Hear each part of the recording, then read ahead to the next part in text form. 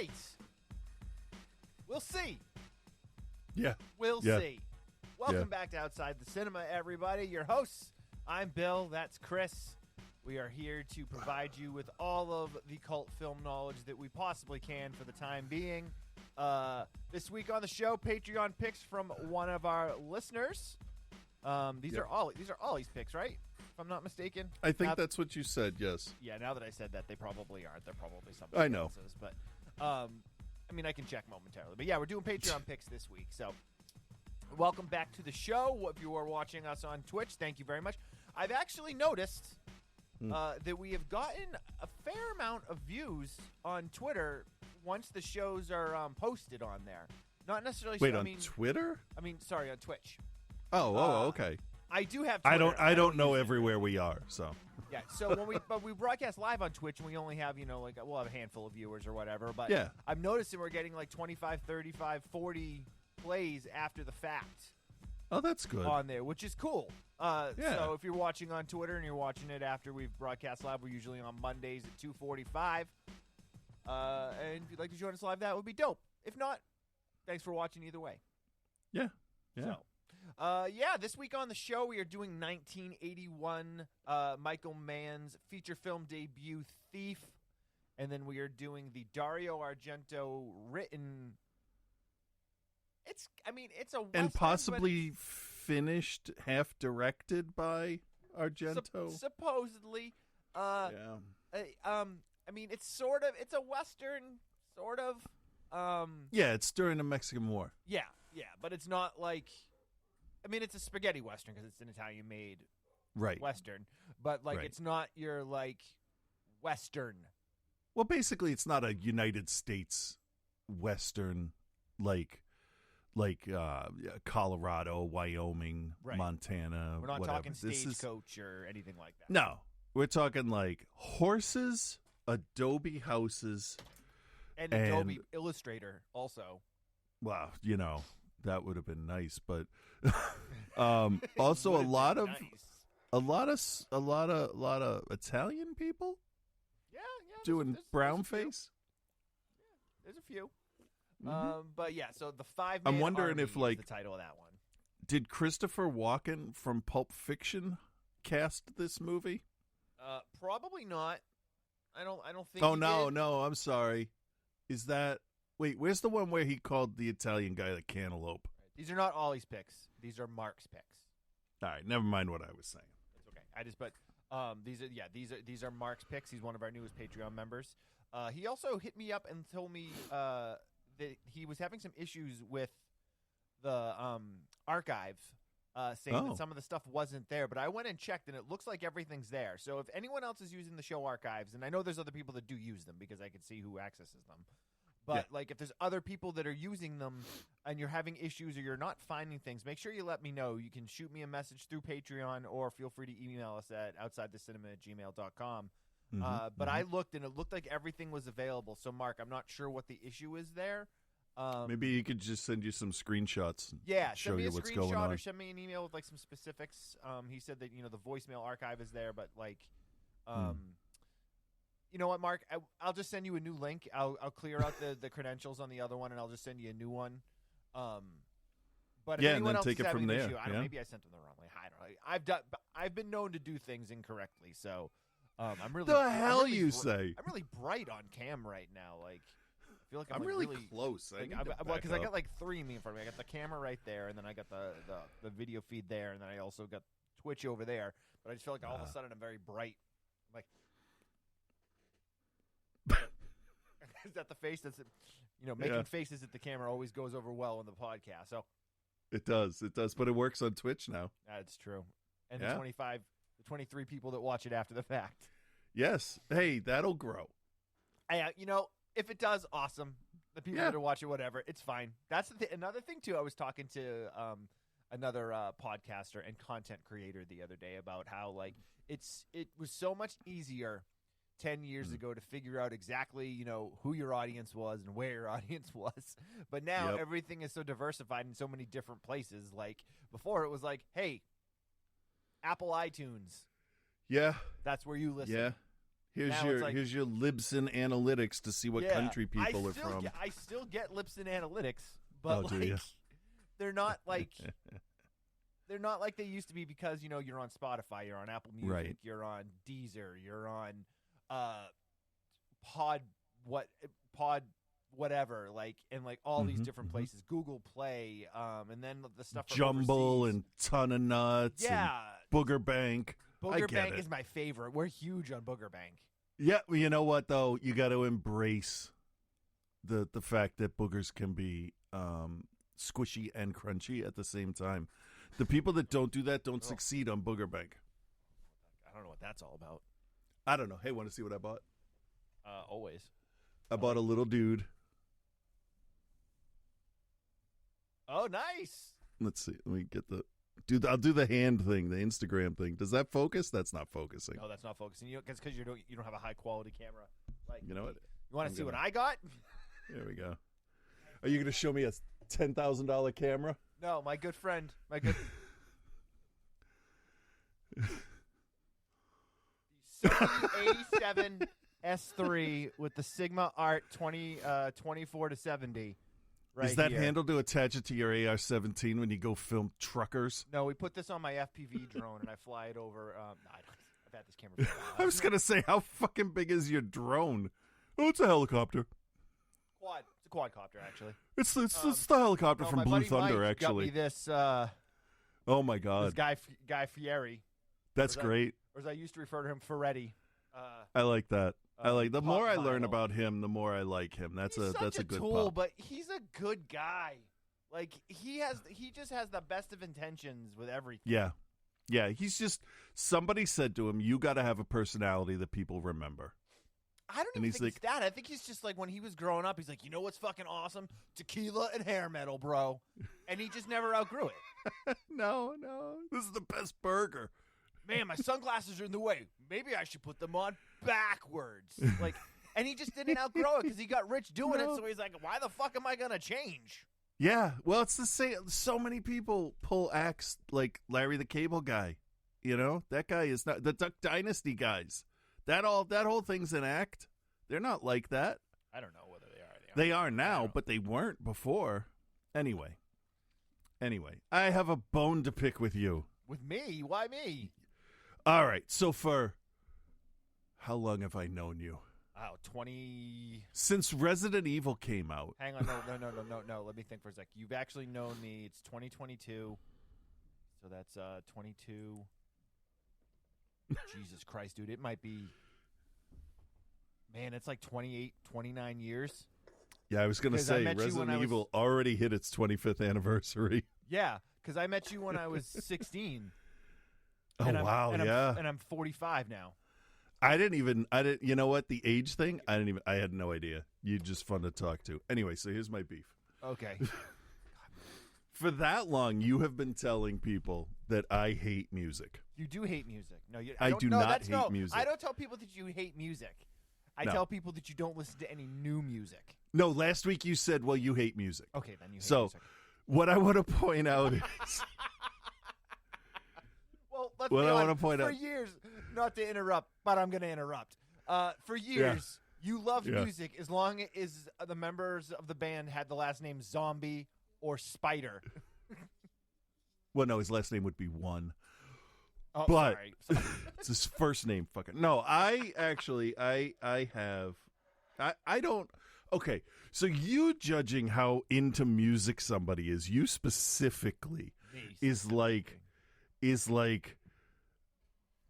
I don't know. Let's say the Dukes of Hazzard telling me I don't drive a car. Or it's like Okay. Let me use a sports reference because I know how many of our listeners are big sports fans. Yeah, this will help me. It's like Mike Trout telling my kid how to play baseball. Sure.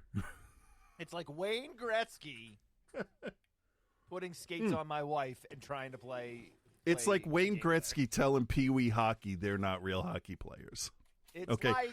Let me ask you this. How many concerts did you go to last year? Like calendar year 2021? Yes. Well, we didn't go to anything until like July. We had the show for my buddy Stu in July, and then I went to Rebuilder in August, and then I went to Riot Fest in September, and then I went to I don't know, like 3 or 4 shows probably in Boston throughout the fall. Oh, and then I saw Genesis. Okay. I would like to point out. During a pandemic, by the way, all those. You went and saw 10 shows? Sure, yeah. And worked at a bunch, too, to film. Yeah. And the average human being in 2021 saw 0 live shows. Left okay? the house 3 times. Yeah. So you are like an extreme gatekeeper when it comes to music. Like, the only person I think you accept half willingly is your wife for music. And bro, who knows way more than anything about music than any human being.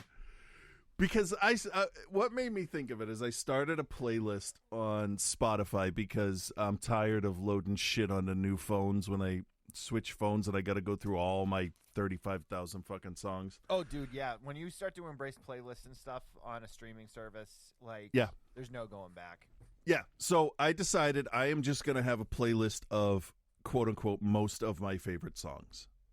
Okay. Because not all of them are on there. And let me look. I only started this yesterday, by the way. Mm-hmm. What are all these messages? I don't know. I'll pay my. Have I ever sent you the ultimate playlist of Bill playlist? No. I should. You should. That's like a list like you for like most like not. I shouldn't say necessarily all my favorite songs, but like everything I enjoy. It's like I don't even know how many pages. Well, let me look. So I don't know. This won't tell me how many songs I have on the list, but between the day before yesterday and yesterday, I've added 18 and a half hours of music onto this playlist. Wow. which is a lot. I also, because I really just want to put this to rest, I can play multiple instruments. I've been in a bunch of bands. I've played at the Middle East, which I'm kind of proud of, even though I didn't like the band. I'm kind of proud of that fact. I was in the band at work. I played bass for the band at work for that band that you played in 7 years. Fog Wizard. They're still around, right? They're playing with Bros band Z28 in Salem in a couple weeks. Oh my God! I wonder if they're. No, I don't give a shit. Good for him for having a show, though. I mean, yeah, they play around Sam. So the ultimate playlist of Bill, just to put into comparison for you, 139 hours 59 minutes. Okay. The thing is, on my playlist, I haven't even touched on 80s new wave yet, because that's what I grew up in. Now I was looking at things. You are 5 years younger than me, correct? So when you graduated high school and then college, like the internet was really just starting to get going, like MySpace and all that. I want to say that I probably got the internet when I was a junior in high school, so 95 or so, maybe. Okay, yeah, we didn't have the internet until I want to say 2000, because in the apartment, New Hampshire, whatever, it didn't matter. But I was reading this thing where, and it made me think about how music has gone. The two of us, it's almost like there's a generational divide between us, even though we're the same generation, because you were at the age where you could easily adapt and go to MySpace, and you didn't have a problem like click, oh, here's a band that showed up, click, what do they sound like? And then you know, but me, after I get burned by, I don't know, let's say 50 or 60 bad sounding bands, you know. But what I'm saying is, for a lot of people, and it seems like a lot of Gen X people, if they weren't at the right age where the internet was just starting up and independent bands could get the exposure they could get through the internet, we all just kind of stagnated until we heard something again that we liked, and that was probably, I don't know, grunge, let's say. Yeah. But right when I was getting out of high school, like Britney was getting big, and Aguilera, and the boy bands were huge, and that was all top 40. Boston had shut down FNX. I mean, BCN was gone. When you were getting out of high school, you're saying? No, you've been out of high school for like 10 years when that stuff started to come. When did NSYNC? When were they going? 99, 2000? No way. Yeah. Wasn't before that? No.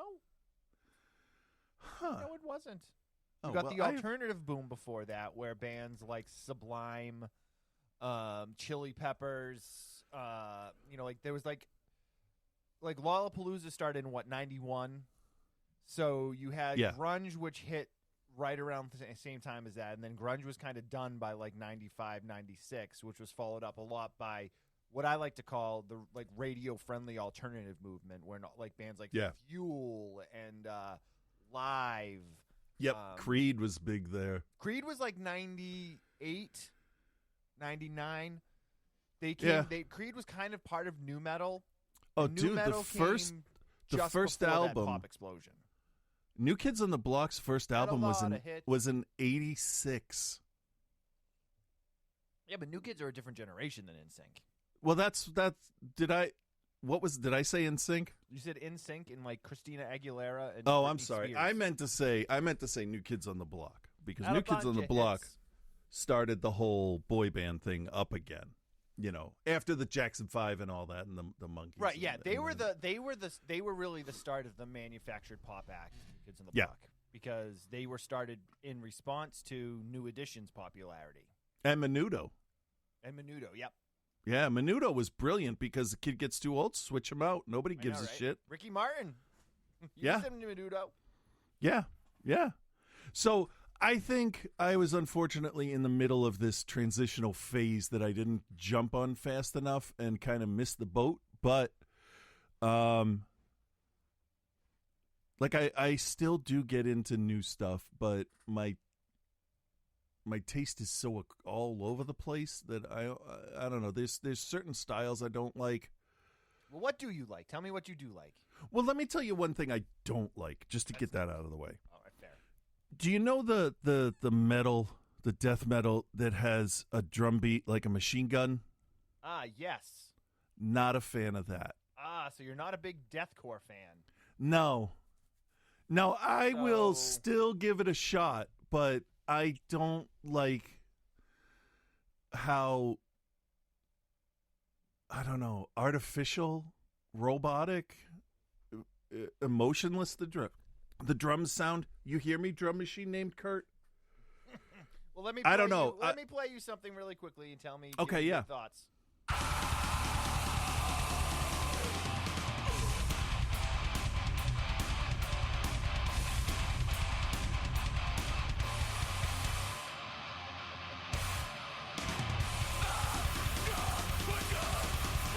All right, that's Gate Creeper. Okay, the music is good. Okay. Not a fan of that style of singing. Okay. But that doesn't mean that I won't if I find the right voice. Let me try this one on for size.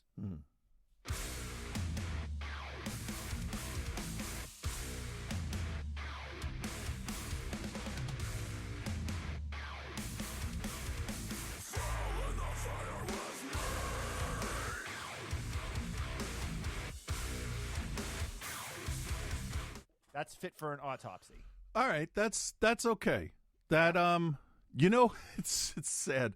What I like, and I think it's because of the tongue-in-cheekness of it, is I don't think there was a song on Metalocalypse that I didn't like, which is all that kind of stuff.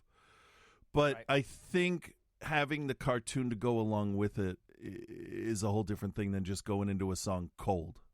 All right. You know what I mean? So, you know what? I was looking through this. I'll give you an idea of music I bought when it came out. How about that? Okay. Just from part of one year. All right. What year? I am going to go with 1980. I want to say 8. Okay. Because I was 16, and I think 16 is a very important age.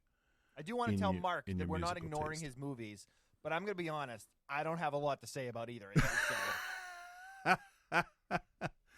Okay, so we have 1988 in music, and this is just January through. I'm just going to go through kind of quick. Okay. And I'll tell you what I had either borrowed from friends or straight up bought outright. I don't need to, make the distinction between. I the mean, two. if the first thing you say isn't "Groovy Kind of Love" by Phil Collins, we've got a problem. Oh no, I'm going in order of month. So, first band. I'm just gonna go with the band because it'll be quicker.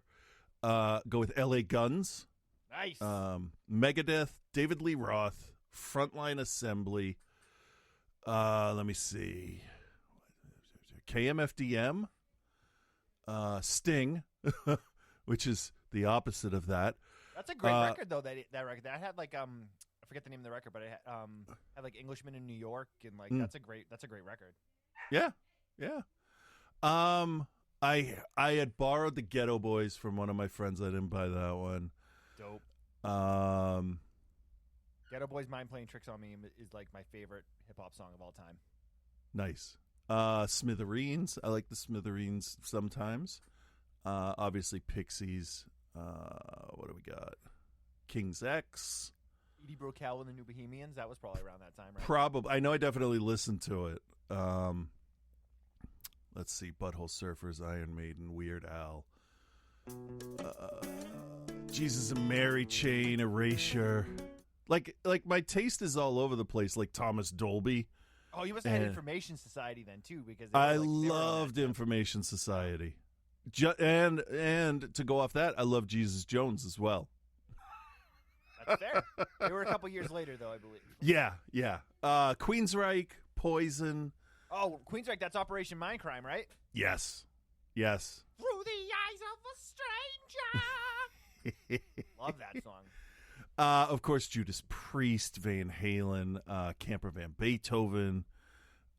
This was the year the Abbey Road EP came out for the Chili Peppers, back when I think it was okay to like them in 86. In hindsight, I don't think it was ever all right to like the Red Hot Chili Peppers. I think, personally, Through Mother's Milk is some of their most original stuff. Not best, but original.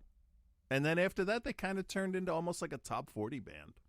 Yeah, Blood Sugar Sex Magic. Not Blood Sugar Sex Magic.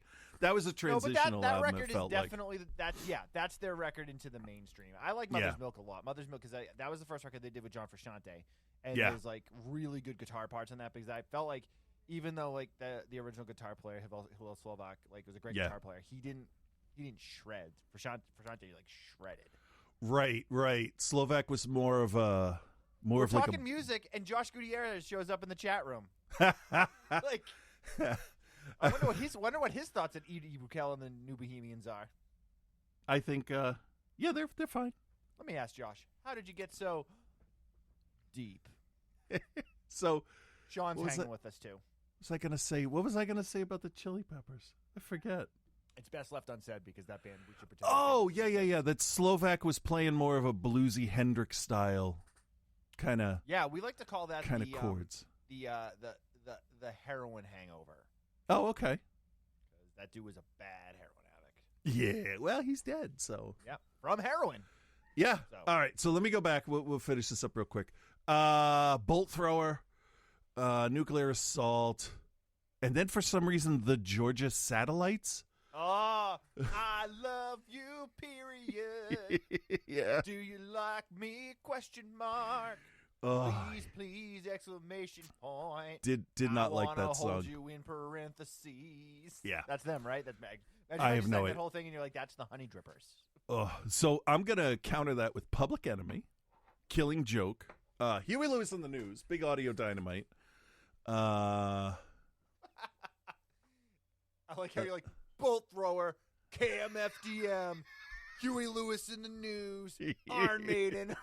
10,000 Maniacs. Thompson Twins, right? Yeah.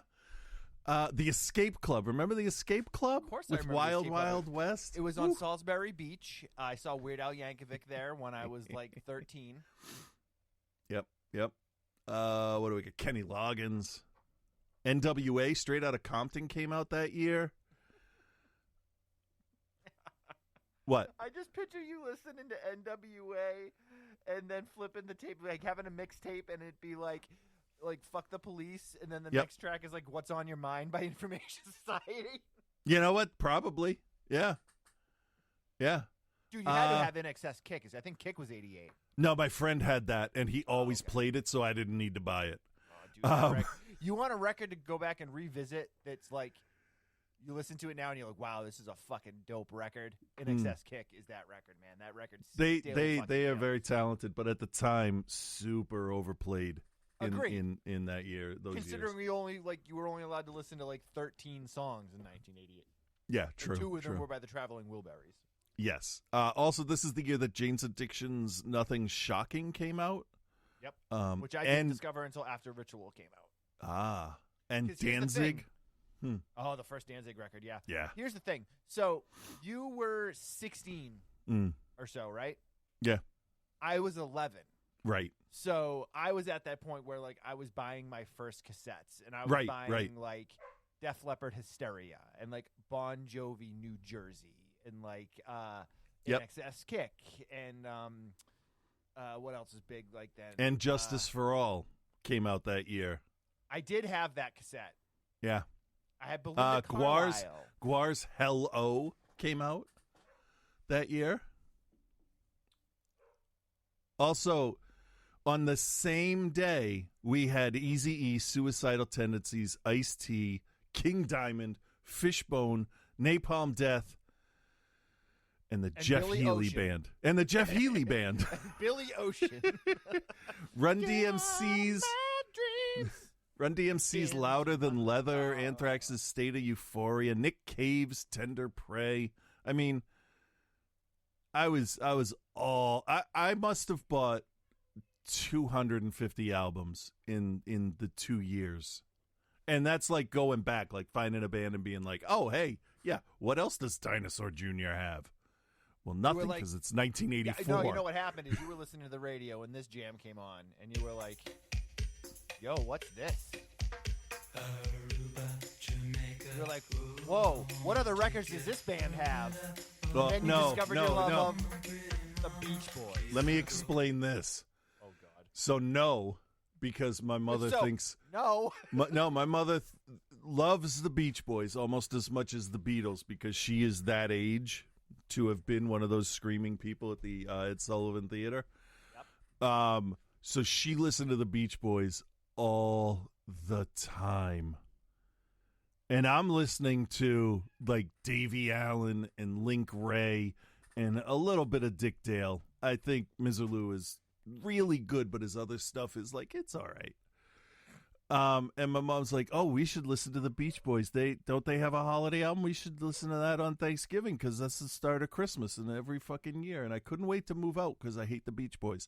And then at the museum show, we had to play Sloop John B., which is not even, if I had to pick a Beach Boys song, that's not even close to my favorite. But it is fun to play. You do know what the song of the year in 1988 was, though, right? Was it Sloop John B.? Nope. This jam. Oh, yeah. Well, I mean, of course. Yeah. Tell It to My Heart by Taylor So Dayne. let me give you a little bit more of a let's close it out. We do have to talk about movies today. So I also owned the Roxette album, Look Sharp, Dead Can Dance, Soundgarden. That would have been what, Ultra Mega OK? Yep. Everybody else had Aerosmith, and I didn't see the big deal. I definitely had Permanent Vacation because, like I said, I was 11. So I didn't. Well, yeah.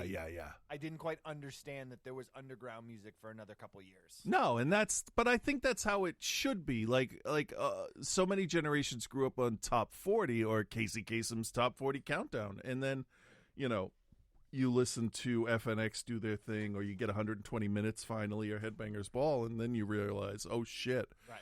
Or you would do what we would do at Strawberries and would spread out and be like, all right, let's see who can find some weird stuff. And that's how I ended up with like Tool and Psychofunkapus and Love Hate. They had still had at that point like a college rock section, and all of that stuff was in the college rock section. Yeah, it got easier when Newbury Comics spread out because they would start to highlight that stuff, but real early on it was like, this album is next to Guns N' Roses' Lies, so I guess I'll give it a shot. I bought the Tool album because I thought the design on the cover was interesting. All right. I used to buy a lot of music sight unseen. Now I just test it out on YouTube. That's why I bought Orinoco Flow by Enya. Yeah, well, I mean, I celebrate her entire catalog. One of my favorite jokes is that episode of Brooklyn Nine-Nine. Yeah, I knew that's where you were going. Where they're getting ready to drive back from. Yeah. They were trying, Jake's gonna go to jail because he got framed by Gina Gershon's character, and he's trying to, and he's like, I'm too sad to even listen to music. Actually, let's listen to Orinoco Flow on repeat. Yeah.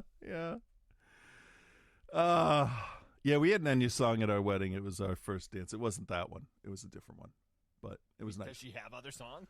She does. There's a song from Toys, the Robin Williams toy movie cult film there that was really strange that nobody Richard understood. Marx had a big record. That was the year of the Richard Marx's big record.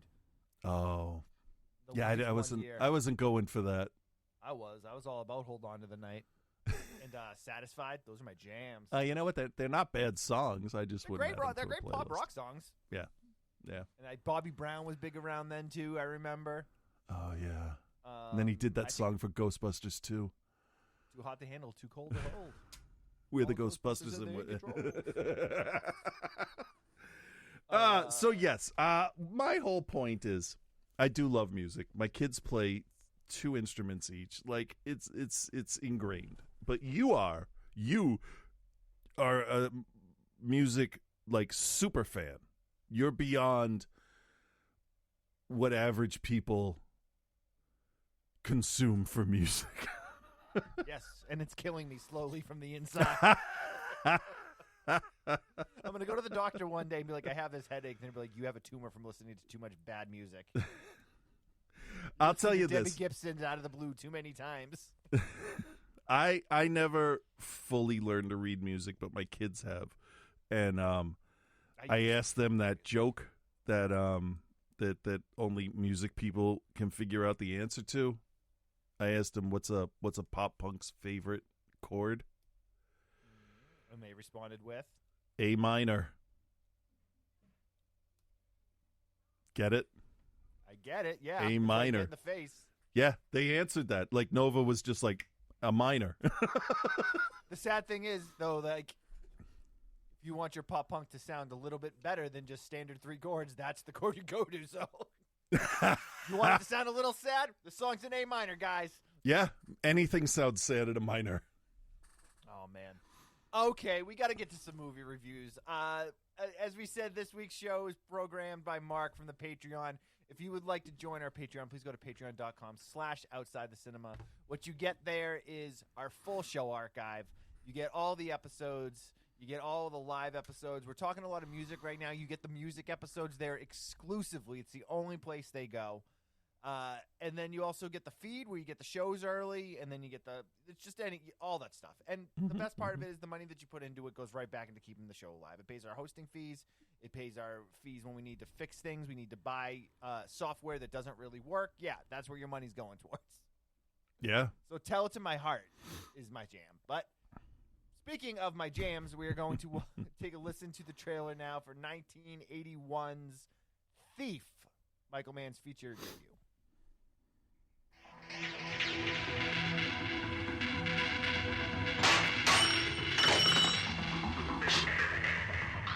Are you clear? You've been putting down 2-3 scores a month. You want to put down contract scores all over the country, working directly for me? I am self-employed. Geist Elias. Just diamonds or cash? Fine. I'll make you a millionaire in 4 months. I wear $150 slacks. I wear silk shirts. I wear $800 suits. I wear a gold watch. I wear a perfect D, flawless, 3-carat ring. I'm a thief. Do you think that I have been waiting for you to come along? You're gonna marry her and have some kids? Yes. Hey, I'm talking to you. Hey. I mean, what? What is going on in your life that is so terrific? I'm just asking you to be with me.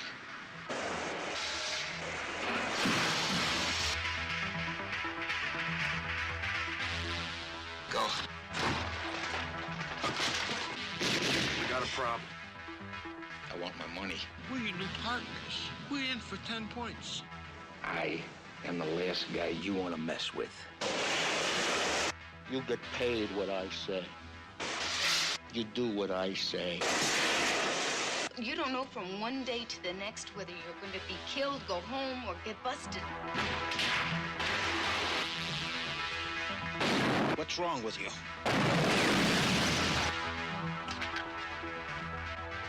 James Caan, thief. Alrighty, 1981, James Caan starring Michael Mann's feature film debut, Thief. Yeah. Sorry, I had turned myself down there for too long. Not have that assault of less than stellar sound quality hit me.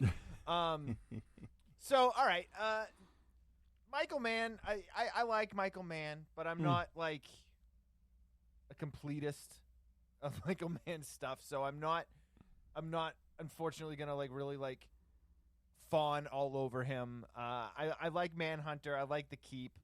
I like Heat. Yeah. Yeah. About it. You know, like, I mean, he had a lot of like Collateral is fine. Ali was fine, but like, no.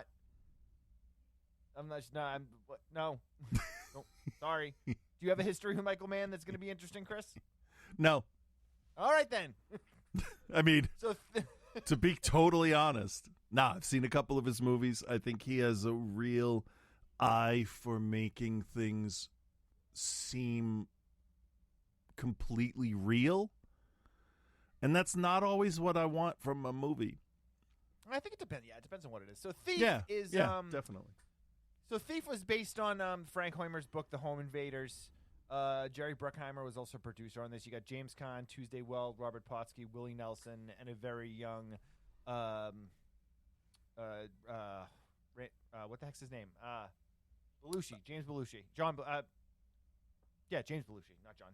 Duh. Yeah, it was like I was figuring you'll get there. Yeah, well, yeah, eventually I go through all the names. So, what's interesting? I also about didn't this, know where you were going. Right. So what's interesting about this flick is it's a heist flick. You know, it's called Thief. James Caan plays your main character named Frank. He's a jewel thief and has been in and out of jail a few times, but he's like a high level guy that does like big jobs. Yeah.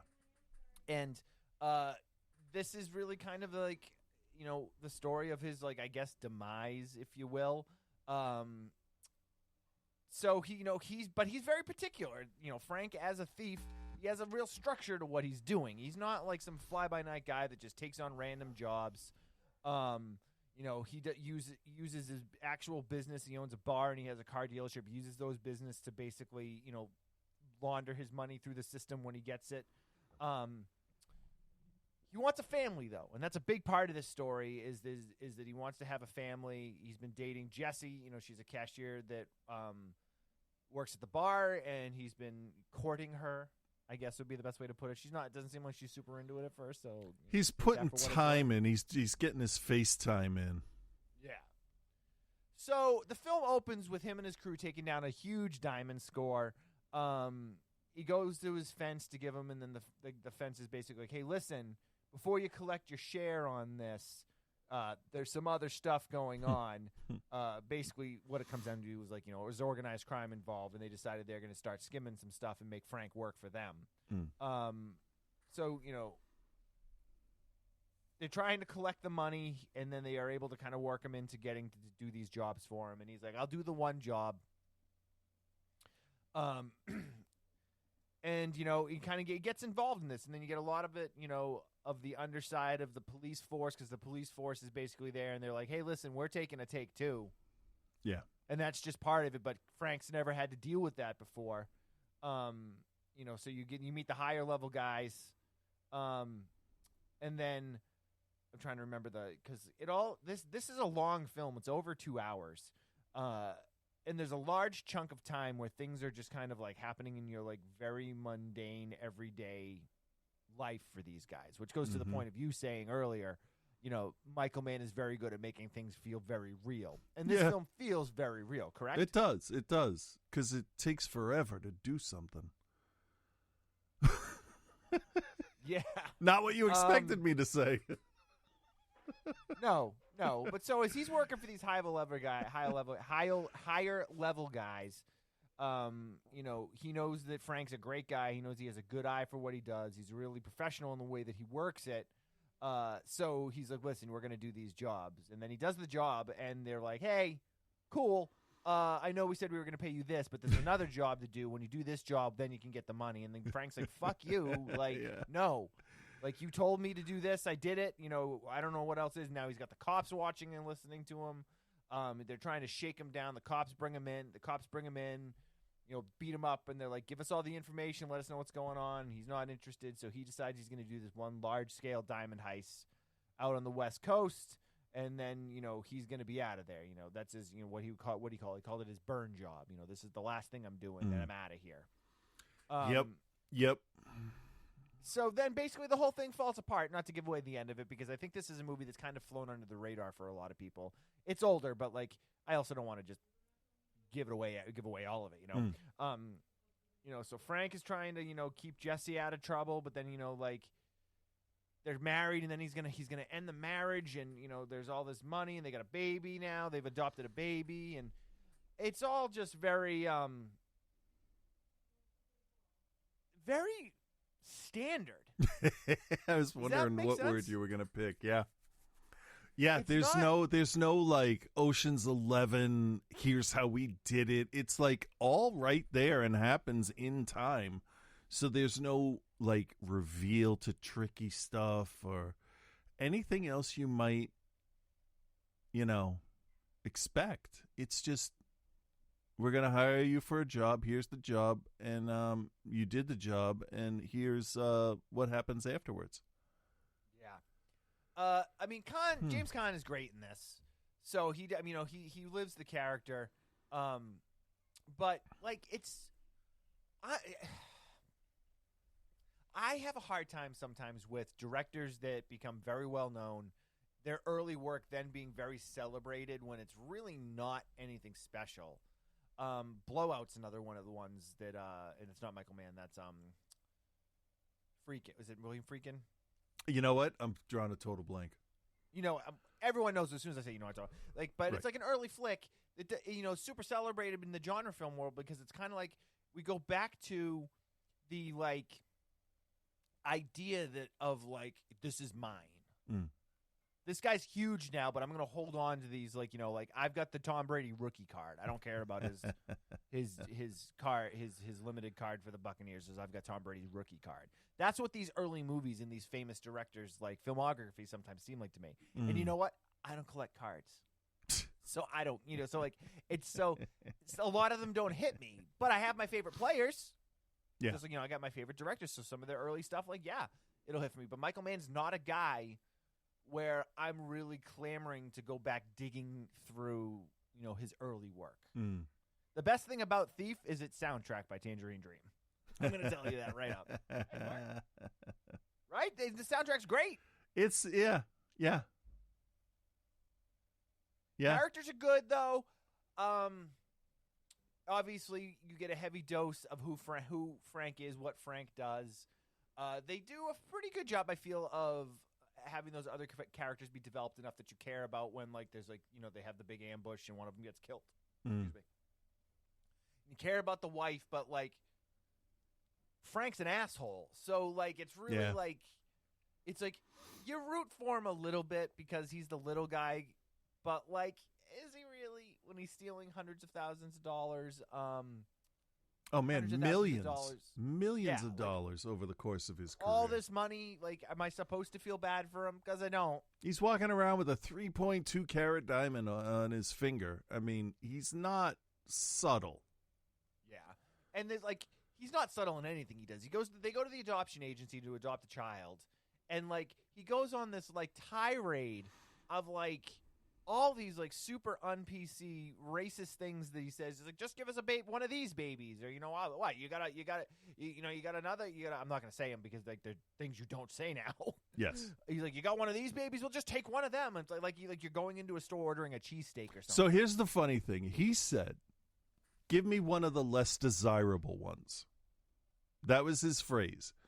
And then he goes on to say, in early 80s terminology, I will take an African-American baby, or I will take a Chinese or Asian baby. And this, I did some math on this, and because then he says, give me a black Asian baby.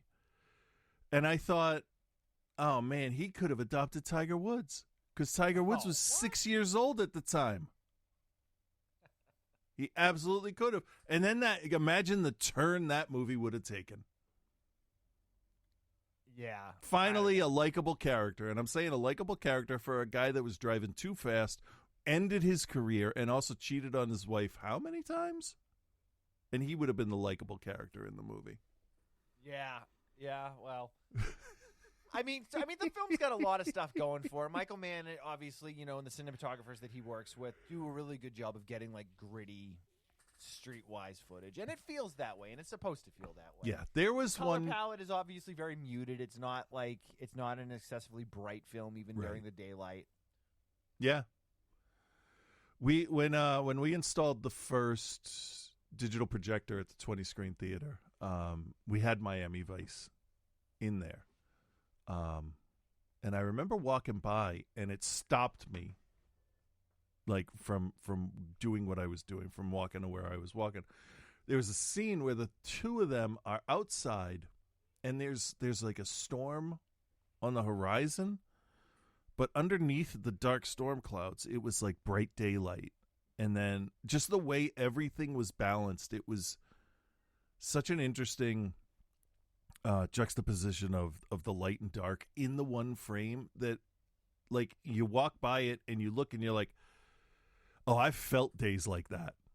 And that was unexpected. Yeah, I mean, he worked on this film. He worked with Donald Thorne, who this was Donald Thorne's first feature debut too. But he went on to do stuff like Officer and a Gentleman, Against All Odds, Purple Rain. I think he shot like Tango and Cash. Trying to think of what else offhand without looking it up.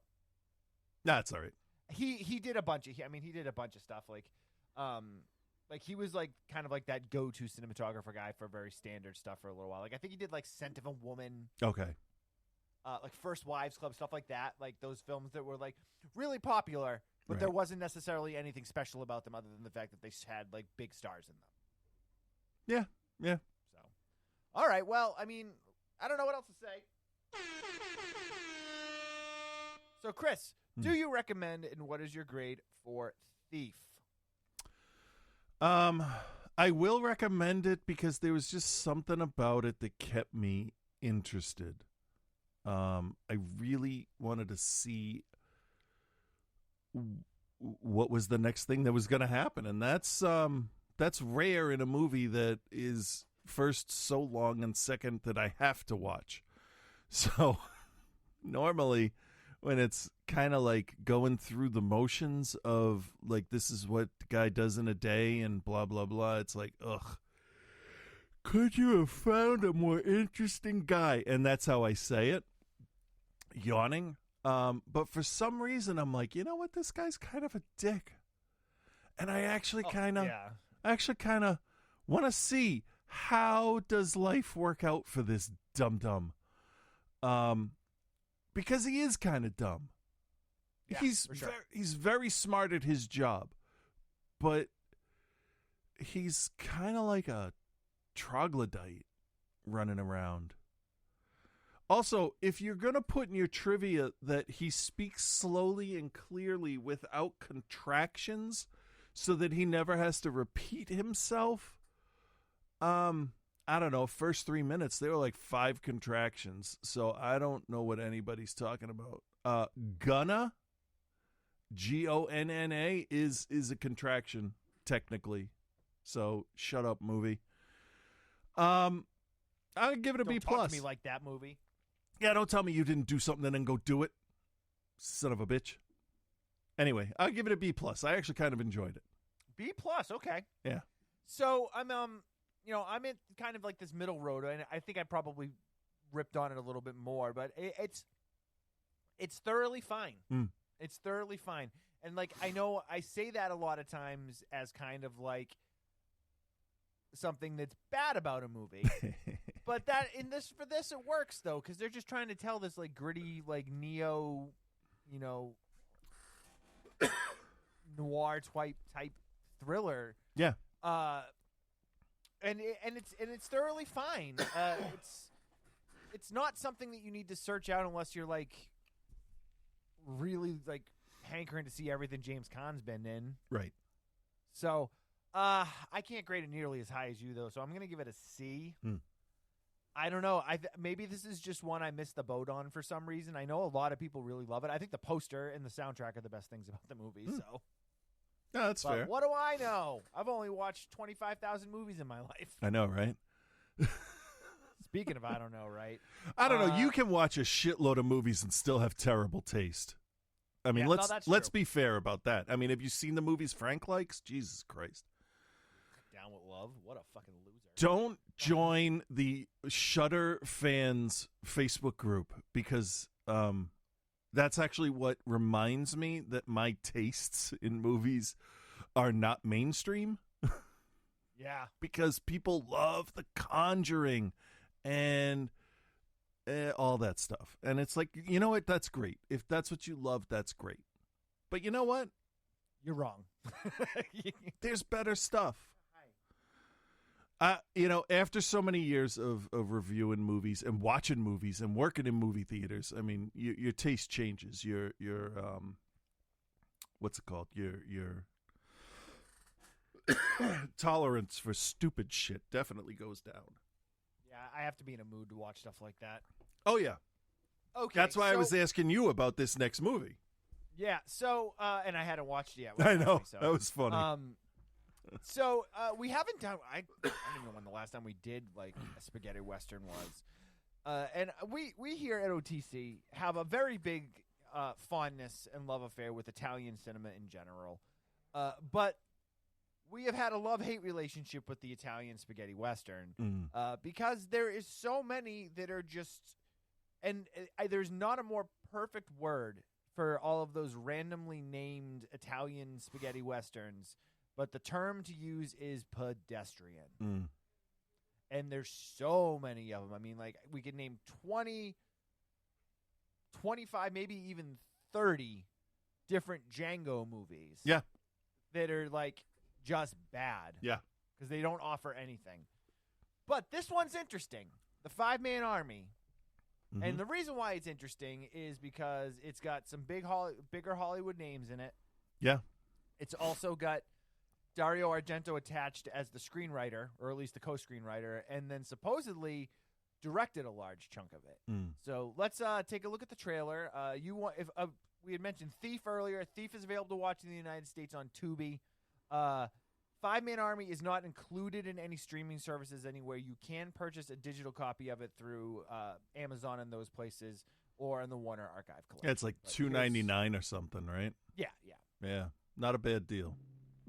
Bring out the prisoner. I can't stay here all day.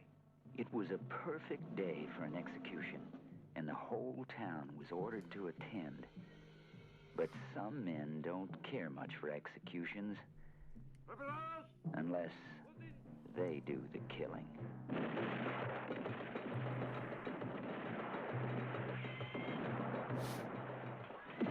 Five men, low-downers, turn a murder into a massacre.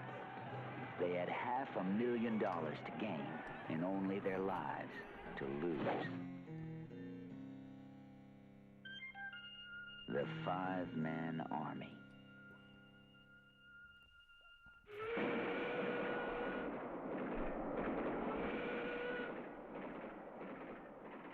Their job had to be done quickly and silently.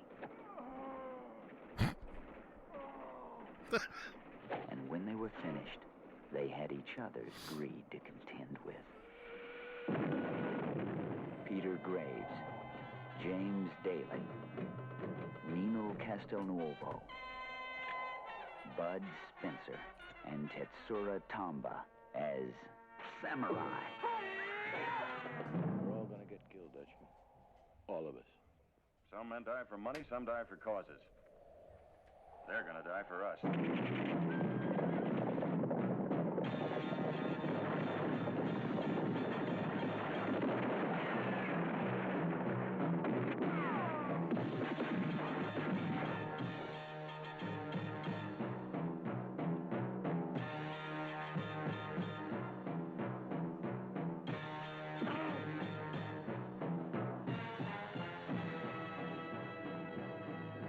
The Five-Man Army. All right, the Five-Man Army. All right, so as a big fan of Argento and especially his output in the 70s and early 80s, you know, this is something I had never visited this movie, so when this did come up as one of Mark's picks, I was actually pretty excited about it. Original title in Italian, Un esercito de five uomini. Maybe I'm right in that. I was just waiting to see where that was going. It's the story of a group of 5 men who are enlisted to rob a train of gold during the Mexican Revolution. Directed by Don Taylor, script by young Dario Argento, score by Ennio Morricone. Now is it Morricone or Morricone? I can never get that right. I've always said Morricone. So, okay. Maybe I'm wrong. I was just thinking about that. We all know that I don't necessarily pronounce things properly.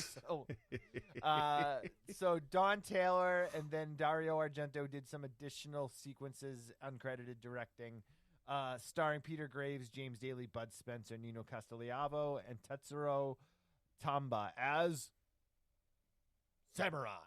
Yeah. No need. I mean, come on. Yeah. So basically, if the story sounds familiar and like another movie, it's because it is. It's not a terribly creative thing. It's the same as Magnificent Seven, only it's 5.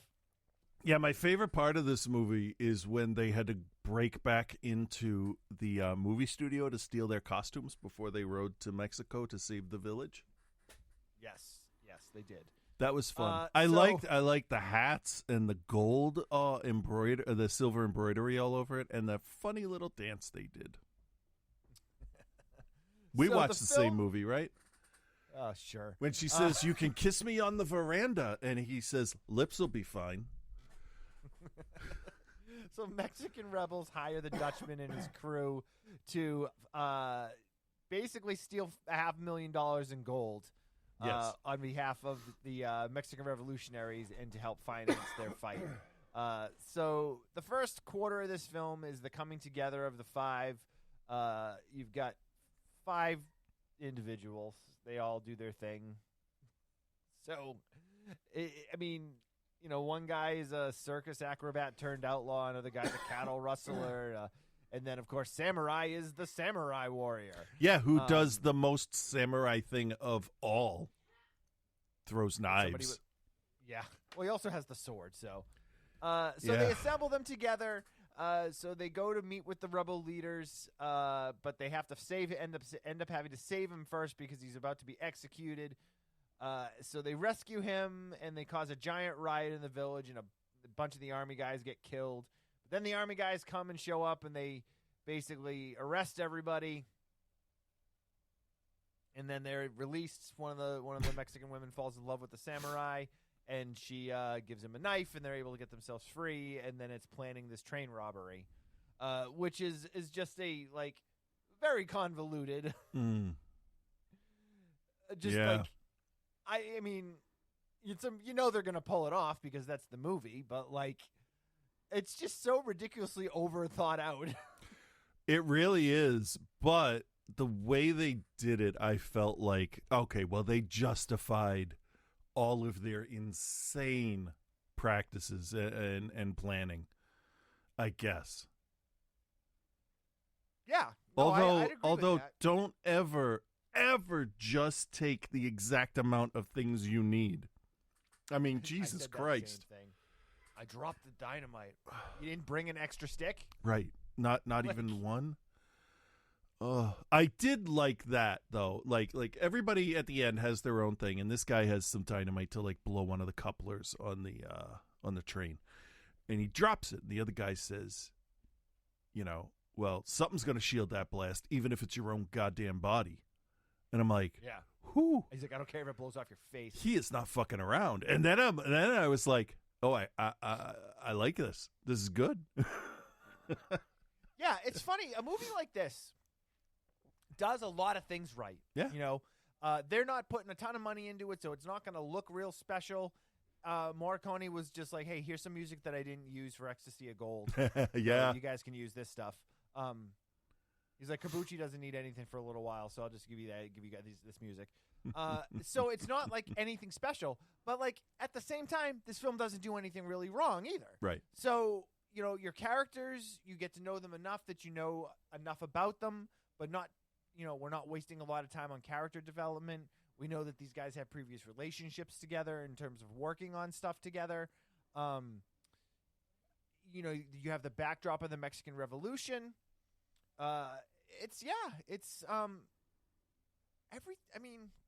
Yeah. I don't really know what to say about it. It's fine. It totally feels like something that could have happened. Like, this is a train robbery I could see reading or seeing a documentary about or something. Right, right. Because it was planned pretty well. I got to give him that. Yeah, the one thing too with is this being penned by Argento. I mean, Mark Richards wrote it also, so they did. It wasn't like he wrote it out completely on his own. But like, this was a time for Argento when he was kind of just starting to hit his stride. I think at this point, I don't know. Let me look at the years of his stuff here. I want to say, wasn't this before? Wasn't this like where he got his directing chops? Probably working a little on bit, this? yeah. Because Bird, I think if I'm not mistaken, it's not coming up for me. Bird with the Crystal Plumage, I think, wasn't until 1970. Yeah, I want to say, and then I think Cat of Nine Tails was like 71 or 72. Yeah, so this was. Yeah. Well, I was just gonna say this was where he starts his run. He writes this, right. And then he does. I mean, we all know, we've talked about it many times on the show, the run that Argento had from the 70s to the early 80s. Bird with Crystal Plumage, Cat of Nine Tails, Four Flies on Grey Velvet, yep, Deep Red, yeah, Suspiria, Tenebrae. Like, the dude had some of the greatest some of the greatest horror movies of all time, like all like back to back to back to back to back. And then we all know where he fell off a cliff. But it's kind of cool to see him do some stuff like, that's outside of that realm. Yeah. I mean, be it, again, he didn't direct the film entirely. He did some sequences. But it's got some of those feels. It's got a little bit, like, it's kind of weird to say, but it does kind of have some of that Argento feel to it. Very, very minimal. Very minimal. But it's there. Yeah, I could probably point out, like, about 5 different parts where it's like, yeah, that's something he developed into a style later. Yeah. And it was just test stuff because what was it? The director just didn't feel like coming back and doing the reshoots or so. It was something like that where, like, yeah, something really strange. It's he was already working on another project and they needed to do some additional shooting. Yeah, that would not surprise me at all. They were like, "Hey, we cut the movie together. We forgot to film these 3 scenes." Yeah. That's what it feels like, at least. But it's put together well. It's well written. It looks fine. Like, I hate to be the guy that's like, hey, yeah, no, it doesn't really like do anything special. But again, just like the other film, it doesn't really do anything wrong. No, that's a puppy. Look at this puppy. Look at this puppy. Look at this puppy. Where's my dog? Bark. Oh, Bark's down there. You don't care? I got him a new collar today. Mark got a new collar today. But anyway, it's good. Yeah. It's not great. Like, I'm not a huge Westerns guy in general either, so type of thing where I can't necessarily say anything either way. But I'm glad. I definitely, I feel like I can probably rate it at this point. Chris, do you recommend, and what is your grade for the 5-Man Army? I am going to recommend this, even though it feels long, because it is long, and because the train heist. About an hour 45 or so. Yeah, and the train heist is only the third act, so you have so much time ahead of that. But they do use it smartly to get you to care about the characters to whatever degree you need to for the movie to have any kind of impact. It's very like economical in that way. It's like you just get just enough of each character to get to get like an archetype. Like, oh, here's the big dumb brute that breaks everything. So now he has to wear his stopwatch or his watch around his neck, which he then breaks as he lays into a pile of rocks. I have to say my favorite scene in the whole movie is when he loads up his 2 guns. He's behind the rock pile, and the Mexican army's there. And they just want some water. They want to take a break. And he loads his guns up, and he's ready to take them out because that train is fucking coming. Nothing's gonna stand in the way. He stands up with this face like fucking Joan of Arc, pulls the guns out. They turn around and ride away, and his face, he's upset and supremely relieved at the same time. It's great. It's a great bit of acting, and kind of a funny bit. I like that. It feels like you need that. You need that release of tension in the middle of the robbery so they can build up again. Because you can't infinitely build to the ending you're going to get. I mean, obviously these guys are going to steal the money. Whether or not they get away with it, that's always the movie though, isn't it? Right, yeah. So I did enjoy it. I'm going to give this one a B+ too. I really thought, this is going to be a fucking slog. It's late at night. I got to go to sleep soon. Shit. I got to watch this movie. And it kind of sucked me in a little bit against what I thought it was gonna do. So yeah, I'll give it a B+. Okay. Yeah. I'm gonna recommend it too, and I think part of that recommend comes from the same fact that like we've watched so many bad Italian westerns that when one comes along that's pretty decent, like it always seems better. Yeah. And that's what this was like. I mean, it doesn't do anything necessarily that we've never seen before, but it's solidly written. Yep. It's shot competently. It's acted strongly. You can get behind the story. It's a little bit longer than like your usual 90-minute runtime for something like this, but it doesn't drag on.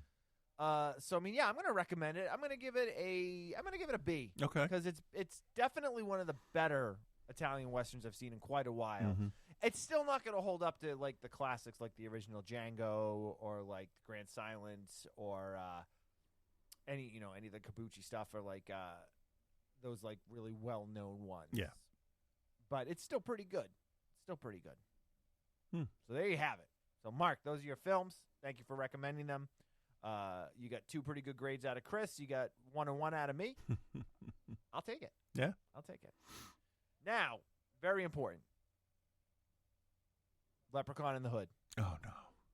Leprechaun in the Hood. Joe watched Leprechaun in the Hood. Very excited to hear what he has to say. Okay. Well, hello, Bill. Hello, Chris. And hello, OTC Nation. It's your boy Joe here. And, I mean, you know where we're at this week. Bill made me watch Leprechaun in the Hood. Homie.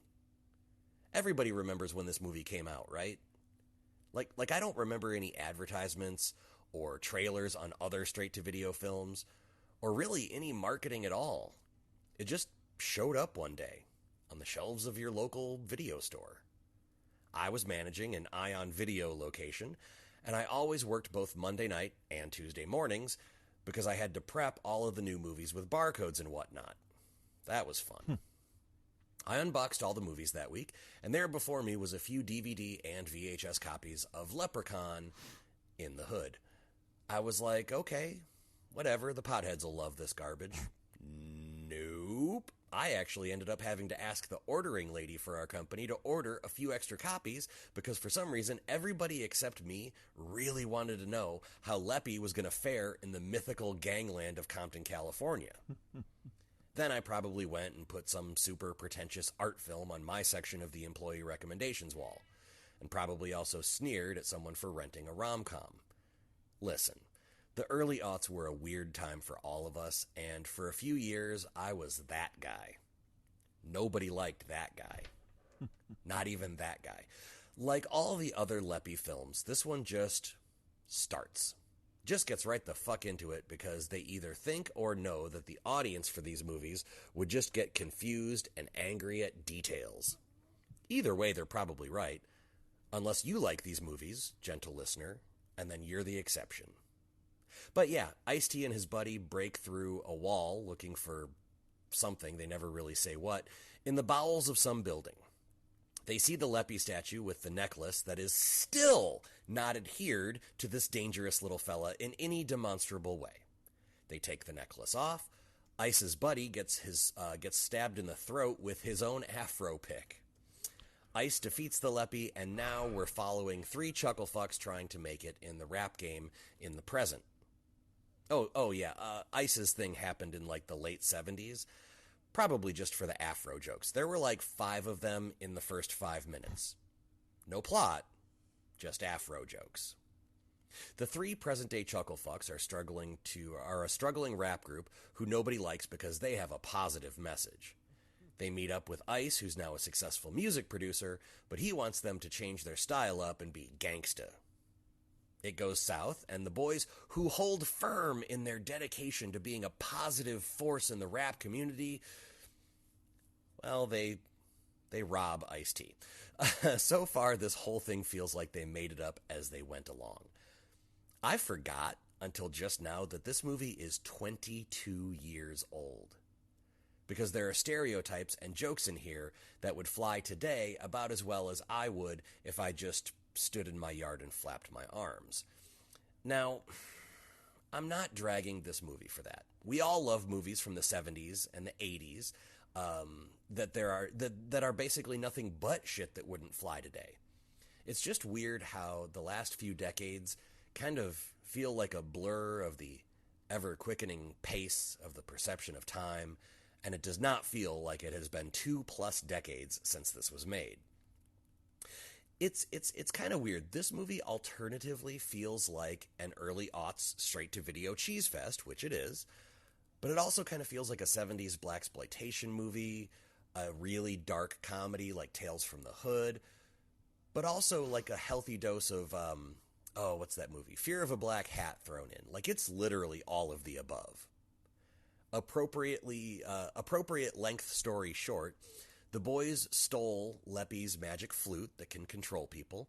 Ice-T had it for the past 30-ish years, which is how he became so successful. And they slowly realize what they have, while at the same time Leppy is killing everyone they come into contact with in his hunt to get the flute back. And yet, it's like they keep forgetting that there's a deadly, magical Leppy coming for them. Like, they frequently just kind of hang out or have a real quick, weird little, 3-minute side adventure. They even have a rooftop party at one point. Now, call me straight-laced if you want, but goddamn, that shit can wait until we handle the homicidal little person who wants his flute back real, real bad. Way to be straight-laced, Joe. It's hard to describe the third act here, because a whole lot happens, but very little of it is worth noting. And once again, it feels like they were just making this up as they went along, and admittedly, they weren't unsuccessful. It just feels like they'd have been a little more successful if they'd had this thing a little better locked down before they went into production. Instead of breaking all that down, I'll break down the most ridiculous of the lot. In the end, Leppy isn't so much defeated as, like, everyone kind of joins him or is under his spell. It's not really clear. And this whole thing ends, I shit you not, OTC Nation, Bill, Chris, I shit you not. This whole thing ends with a full-length rap number, complete with spell-addled fly girls backing up the Leppy as he recites a rap song that feels 10 years out of date, even in this 2 decades old movie.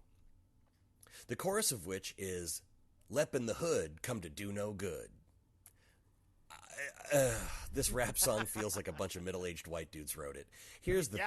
The good. It's got a good sense of humor. They knew exactly what they were making here, and they leaned into it.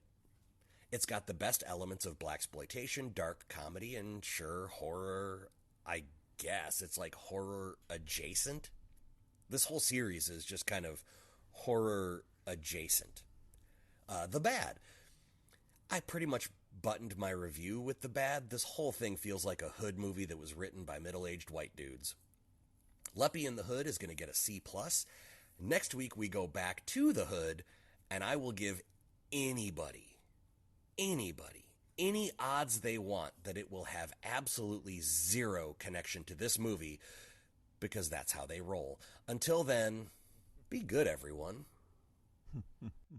I remember liking that like a lot more than I think Joe did. I can see if I can get the rap song. Leprechaun rap song.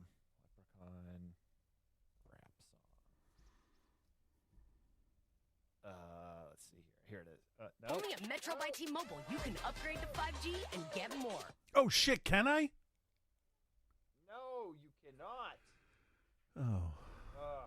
Okay. T-Mobile wants you.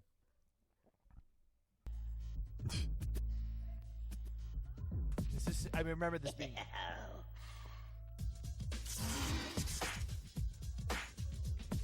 I come from the land of the Irish Spring.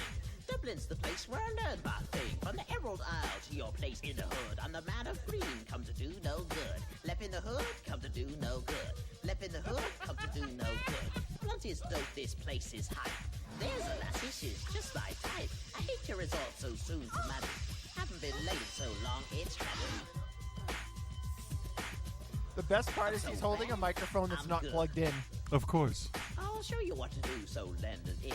Don't worry, little lassie, you've got nothing to fear. Sit with the lad who's lean and green, and let me show you why I'm a love machine. Come to do no good. Why is there so many hot I'm chicks a wee in this green guy restaurant? who's new to town. Show me what you do when you get down. I'll go up, you go down. We'll cause a scene, you'll love the groove. Left in the hood, come to do no good. Left in the hood, when we're bad, we're good. From the cliffs of Moor to your front door, better turn up the lights and pray some more. We're gonna party through the night until the dawn. Then you and I are gonna get it on. Left in the hood, come to do no good. Left in the hood, come to do no good. Oh man, it's so. Okay, that's. No, what's happening? Stop! Everything. Damn it! Just once, can't things go right? No, and ruin our record? You do make a good point there. All right. All right, I don't understand how that can even be called a horror movie. It's not. It's a comedy. Yeah. It's not a horror movie. Just like Nightmare on Elm Street 4, 5, 6, 3. Yeah. Yeah. Well, you know, what are you gonna do? Yeah. Well. All right. Where is Reverend Scott? All right. Here we go. Meanwhile, DZ sending me creepy DMs in my friggin' Instagram every time I post something. Keep it 100 emoji. What? Settle down, man. Yeah, that tracks. Sounds about right. Speaking of tracking, our first film tonight suggested to us by Howard. I meant to say suggested. I did just say subjected. I know. I wasn't going to say anything because you covered it so well. Did he? Wasn't bad. No. I'm the only idiot that points out when I make my own mistakes. Oh, are you? Like, nobody would say anything. They wouldn't? But, like, I'll mispronounce something, and they would have let it go, and I'm just like, did you hear me mispronounce that, Chris? I sure did. That's kind of our thing. Is it, though? Fuck off.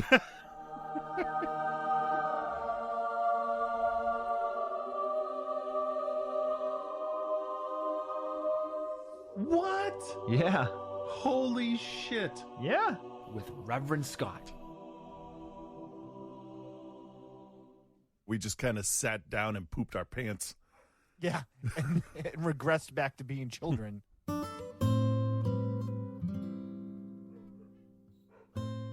Hey there, Bill and Chris. This is Reverend Scott. I don't have time for this right now. That makes two of us. Normally, I'd tease what I've been watching, but I'll wait. Let's just get right into it. Last week, you watched The Firm and Spring. I wanted to start by going over the review of The Firm. Here I was all ready to hear about the cutthroat law firms and fucking Tom Cruise, but instead I hear about some fucking football clubs or some such nonsense. Huh. Imagine that. And even after you both started watching The Firm and saw Gary Oldman in it instead of Tom Cruise, you just kept watching it. It is what it is. I mean, hey, whatever. We're still doing it. I don't care. Obviously, but despite this complete blunder, it made for a pretty interesting review of what sounded like an even bigger asshole version of Al Bundy. I don't know. I gave your review a C+. Why am I even still talking about this fucking movie? I don't know. You're in control. Fine, let's move on to Spring. A love story about a boy and a girl, but there's something fishy about this girl. Get it? 'Cause tentacles? I don't get it. This was a very frustrating review to listen to, if I'm being honest. And for once, I am. Because the review started with like 5 minutes of you trying to get the trailer to work, and it just wouldn't work, but you just kept trying to make it work. What is going on? What is the matter? Is something really going on? Yeah, did you not hear that? No. You don't hear that? Yeah, no, I didn't hear that at all. You didn't hear it? No. Weird. Then Bill started in whining about how Spring wasn't even scary at all. Oh, it's like barely even a horror movie. Then Chris chimes in bitching about how it wasn't gory enough. More blood, the better. Then Bill got mad at Chris because Chris told him it was going to be a movie just like Species. Interesting. You know what you just said, Chris? You're a fucking liar. I am. And I'm just sitting there like, guys, this isn't a traditional mainstream hack and slash monster horror movie. Yeah, no shit. And look, I know neither one of you wanted to think while you watched a movie. You both expected it and wanted it to be a regular horror movie. So that's why I watched Spring myself, so I can enlighten you both about this film. Thank you, Scott. I mean, first of all, Spring had such a no-nonsense feel to it. The interactions between people felt more natural. And doing something impulsive like leaving the country on a whim after a loss that huge felt natural as well. Not to mention that Evan had the police and the guy he beat up after him too. You could really tell that Evan was just like, God damn it, unreal. Unreal. Close. Why is this happening to me? I really enjoyed the fast friends he made with those two guys that he partied with for a few days when he first arrived in Italy, and that it remained a positive experience for him, not just like a setup for a sequel to Hostel. The introduction to Louise is carefully handled too. Thinking back to how Evan wondered if she was a prostitute based on how she wanted to basically sleep with him before they even went on a date. I mean, it all makes sense now when you know more about her motivation and about her condition. But they keep all that very subtle and play it off like it's all part of her playing hard to get with Evan. Evan almost has a father-son relationship developed with the old man Angelo running the farm, and he needs somebody to work for him, and Evan happens to need a job and a place to stay at night. The old man offering up wisdom just when Evan needs it. And finally, the relationship that blooms between Evan and Louise felt natural as well. It felt fun and organic. And speaking of organic, notice how there's one aspect of the film that I haven't really mentioned yet, the horror aspect. Because what makes Spring so great to me is the fact that if you remove the monster transformations and eternal life aspect from Spring, the rest of the movie still holds up pretty well for me.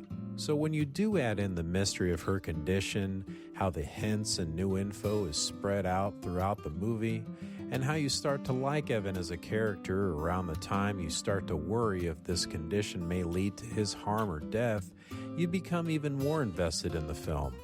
All it really takes is one dead cat and one dipshit American tourist to teach you how deadly Louise really can be. An American tourist, might I add, that acts like such a dipshit, even Chris could appreciate it. It sounds so fun. I'm saying this, okay, in a room filled with plastic toys. Star Wars, Pops, whatever.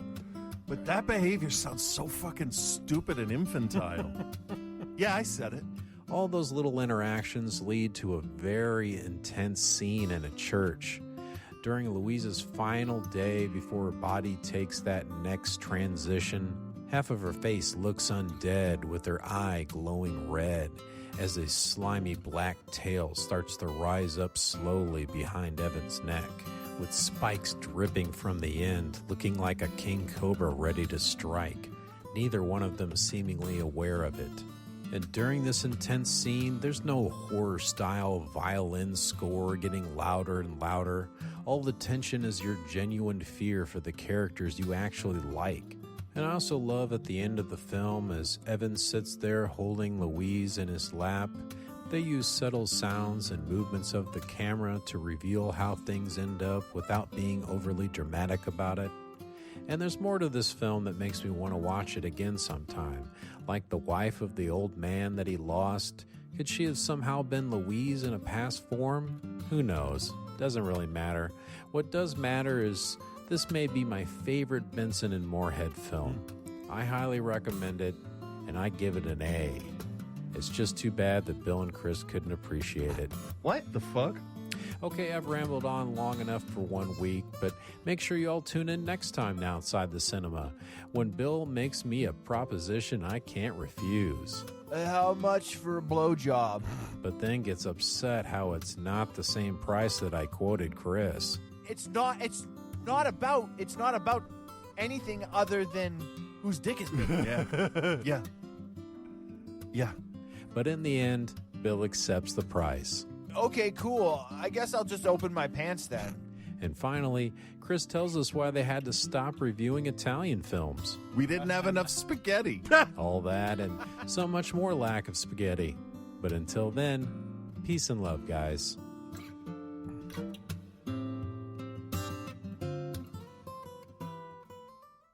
Holy shit with Reverend Scott. Just some fucking man baby who just doesn't like it when people say shit about him. Fucking grow up. What the fuck? Brr. I like that he finished with some dick and fart jokes. Oh, yeah. Which is good.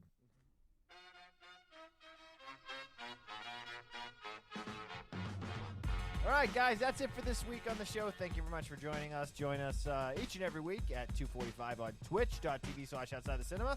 Join our Patreon at patreon.com/outsidethecinema. Follow us on Instagram at OTCBill and at Cthulhu. You can also join our Facebook group. And, yeah, that's about it. Yeah. I have a dog that is very much like, hey, take me outside to go to the bathroom. And that's what I'm going to do. Yeah, go do that. Yes. Say goodbye, Chris. All right, goodbye.